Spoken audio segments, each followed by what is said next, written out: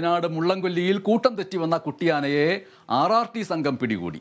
മുള്ളൻകൊല്ലി ജനവാസ മേഖലയിലാണ് കുട്ടിയാന ഇറങ്ങിയത്. രാവിലെ മുതൽ കാപ്പിത്തോട്ടങ്ങളിൽ തമ്പടിച്ചിരിക്കുകയായിരുന്നു. ആനയുടെ പരിക്കുകൾ കടുവയുടെ ആക്രമണത്തിലുണ്ടായതാണ് എന്നാണ് നിഗമനം.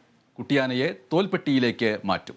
തോൽപ്പെട്ടിയിൽ എത്തിയ ശേഷം പ്രാഥമിക ചികിത്സ ആനയ്ക്ക് നൽകും എന്നാണ് വനം വകുപ്പ് അറിയിച്ചിട്ടുള്ളത്. കുട്ടിയാന ഇറങ്ങിയതിൻ്റെ ദൃശ്യങ്ങളാണ് ഇപ്പോൾ നമ്മൾ കണ്ടുകൊണ്ടിരിക്കുന്നത്. വയനാട് മുള്ളൻകൊല്ലിയിലാണ് കൂട്ടം തെറ്റി വന്ന കുട്ടിയാന അങ്ങനെ അലഞ്ഞു നടന്നത്. RRT സംഘം അതിനെ രക്ഷിച്ചു. മുള്ളൻകൊല്ലി ജനവാസ മേഖലയിലാണ് കുട്ടിയാന ഇറങ്ങിയത്. രാവിലെ മുതൽ തന്നെ കാപ്പിത്തോട്ടങ്ങളിൽ ഈ കുട്ടിയാന വിലസിക്കൊണ്ടിരിക്കുകയായിരുന്നു. ആ കാപ്പിത്തോട്ടങ്ങളിൽ ഉടനീളം അത് ഓടി നടക്കുകയും മറ്റും ചെയ്തു.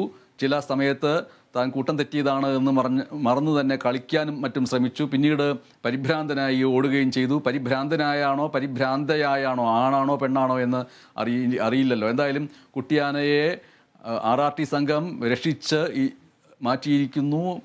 ആനയുടെ പരിക്കുകൾ, അതിൻ്റെ ശരീരത്തിൽ ചില പരിക്കുകളുണ്ട്. അത് കടുവയുടെ ആക്രമണത്തിൽ സംഭവിച്ചതാണോ എന്നുള്ള ഒരു നിഗമനവുമുണ്ട്. ഈ കുട്ടിയാനയെ തോൽപ്പെട്ടിയിലേക്കാണ് മാറ്റുക. തോൽപ്പെട്ടിയിൽ എത്തിച്ച ശേഷം പ്രാഥമികമായ ചികിത്സ നൽകുമെന്നാണ് വനം വകുപ്പ് അറിയിച്ചിട്ടുള്ളത്.